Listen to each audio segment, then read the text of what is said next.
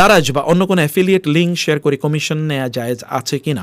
দেখুন, আপনি মূল বিষয়টা আমরা একটু বলি। মানে আপনি কোনো শুধু পণ্যটিকে ঠিকঠাকই যদি আপনি পরিচয় করিয়ে দেন এবং কেউ যদি স্বেচ্ছায় সেটি কেনে, আপনি নির্দিষ্ট একটা পরিমাণ যদি সেখান থেকে আপনি কমিশন পান, যেটাকে আমরা ব্রোকারি বা মার্কেটিং বলি, এটা কিন্তু এই ব্রোকারি বা মার্কেটিংয়ের এটা কিন্তু একটা ধরন। এভাবে পণ্য বিক্রি করা এবং সেখান থেকে কিছু কমিশন গ্রহণ করা, এটা জায়েজ কয়েকটা শর্তের উপর ভিত্তি করে। ভালো করে খেয়াল করবেন, এই যে আমরা কিন্তু অনেকেই বিভিন্ন লিঙ্ক শেয়ার করি কিন্তু আমরা পণ্য বিক্রি করি অথবা আমরা তো আয় ইনকাম করি, কয়েকটা শর্তে এটা জায়েজ। এক নম্বর হচ্ছে এখানে আপনি প্রতারণা বা ভুল তথ্য সরবরাহ করতে পারবেন না। আপনি যা দিচ্ছেন তথ্যগুলো শতভাগ সত্য নিশ্চিত করতে হবে। 2 নম্বর হচ্ছে পণ্যটা হারাম হতে পারবে না। এটা মদ, জুয়া ইত্যাদির অথবা ধরেন অশ্লীলতা, এটা প্রচার, এটা আপনি কোনোভাবে করতে পারবেন না। 3 নম্বর বিষয় হচ্ছে যে মানে এটা যেন কোনোভাবে চিটিং অন্তর্ভুক্ত না হয় অথবা এটা যেন সুদের অন্তর্ভুক্ত না হয়ে যায়। যদি আপনি এতটুকু করতে পারেন, নিশ্চিত করতে পারেন, তাহলে এগুলো শেয়ার করে আপনি আয় ইনকাম করতে পারেন, কোনো সমস্যা নেই। কারণ তারা ইনকাম করছে, তার একটা অংশ আপনাকে প্রদান করছে। সুদে চলা ব্যাংকে চাকরি করা কি হালাল? যেমন যে সকল ব্যাংক সুদ দেয়, সুদ নেয়, সুদের কার্যকলাপ করে, যেহেতু ব্যাংকে চাকরি বাকরি করে, এটা পুরাটাই নিষিদ্ধ, এটা হারাম কাজ।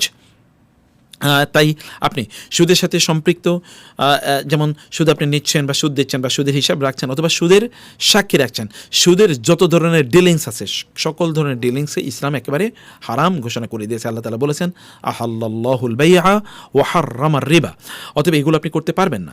কিন্তু ধরুন এখানে কয়েকটা ইস্যু আছে, যেমন ধরুন সেখানে একেবারে সুদের সাথে সরাসরি সম্পৃক্ত নয়, যেমন আইটি, নিরাপত্তা, পরিষ্কার পরিচ্ছন্নতা, এগুলো ধরেন একেবারে সুদের কাজ। আপনি আইটিতে ধরেন সুদের কাজ করেন, আপনি বলেন সিকিউরিটি দিচ্ছেন, এরকম যদি কাজ হয় তাহলে আলেমদের মধ্যে কেউ কেউ বলেন যে না, এটা জায়েজ আছে। কিন্তু আমরা মনে করি আইটিও তো আসলে ওই আইটির মাধ্যমে তো ধরুন ওইখানে তাদের যেই অ্যাকাউন্টসটা মেনটেন করা, অতএব ওইটাও কিন্তু এক ধরনের সাপোর্ট, এটা হারাম। সেটা আপনি না দেয়াটাই উত্তম বলে আমরা মনে করি। আর বাকিগুলো যেগুলো ধরুন সেখানে নিরাপত্তা দেয়া বা পরিষ্কার পরিচ্ছন্নতা করা, এগুলো না করলেও এগুলো আপনি না করতে পারলে ভালো, কিন্তু এগুলো করলে আপনি বড় বিপদে পড়বেন না ইনশাআল্লাহ।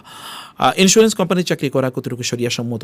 আমরা যে সকল ইন্স্যুরেন্স কোম্পানিগুলো দেখি, যেগুলো ধরুন স্ট্রিক্ট শরিয়া মেনটেন করে না, এগুলো অধিকাংশ সুদ, গারার এবং জুয়া, কেমার, মানে এগুলো দ্বারা পরিচালিত।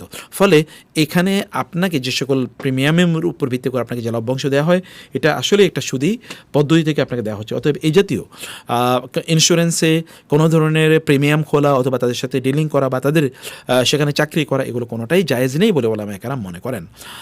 ইউটিউব, ফেসবুক ইত্যাদি বিজ্ঞাপন থেকে ইনকাম করা কতটুকু হালাল? খুবই গুরুত্বপূর্ণ প্রশ্ন। আমরা একটু প্রশ্নটাকে খোলাসা করে আপনাদেরকে বলি যে এখানে কয়েকটা মূলনীতি আমরা একটু বলে রাখি।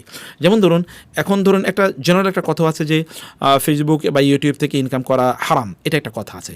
কিন্তু ওলামায়ে কেরামের মধ্যে আরেকটা দল, তারা মনে করেন যে না, এটা হালাল হতে পারে কয়েকটা শর্তে। 1 নম্বর শর্ত হচ্ছে যে আপনি যে কন্টেন্টটা দিচ্ছেন, কন্টেন্টটা হালাল হতে হবে, এটা 1 নম্বর শর্ত।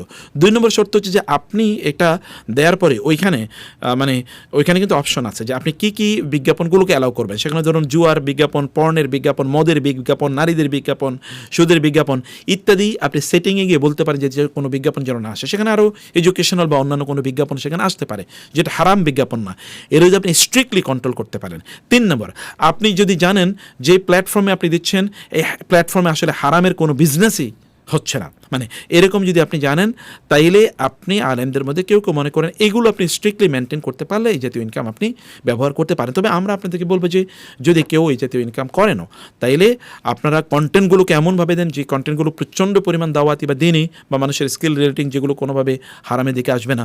আর আপনার সামর্থ্য অনুসারে আপনি ওটাকে স্ট্রিক্টলি মেনটেন করুন। কারণ আপনি হয়তো ইউটিউবকে ধরুন আপনি হয়তো বা তার কাছ থেকে আপনি কোনো নিতে চাচ্ছেন না, বা আপনার কাছ থেকে কোনো প্রফিট নিতে চাচ্ছেন না, বা এমন কোনো কিছু নিতে চাচ্ছেন না, কিন্তু ও তো আসলে ইনকাম করছে। আপনি এটা এনে কোনো দিনই কাজে বা হালাল কাজে এটাকে আপনি লাগিয়ে ফেলুন, সওয়াবের নিয়ত করলেন না, কিন্তু আপনি সেটা সেখানে ব্যবহার করে নিতে পারেন। আশা করছি যে আলেমদের মধ্যে কেউ কেউ এটাকে মনে করেন ইনশাআল্লাহ। তবে আমরা আরেকটা জিনিস বলতে পারি, আধুনিক কিন্তু নতুন ধরনের একটা ইউটিউব টাইপ এরকম একটা আসছে যে সেখানে আপনি বিজ্ঞাপনটাকে নিষিদ্ধ করে বা বাদ দিয়েও কিন্তু সেখানে কিছু ভিউর উপর ভিত্তি করে কিছু হয়তো বা ইনকাম করা যায়। যদি এরকম কোনো জিনিস হয় তাহলে সেটা করতেই পারেন আপনি, যে একেবারে কন্টেন্টে বিজ্ঞাপনকে একেবারে ব্লক করে দেয়া।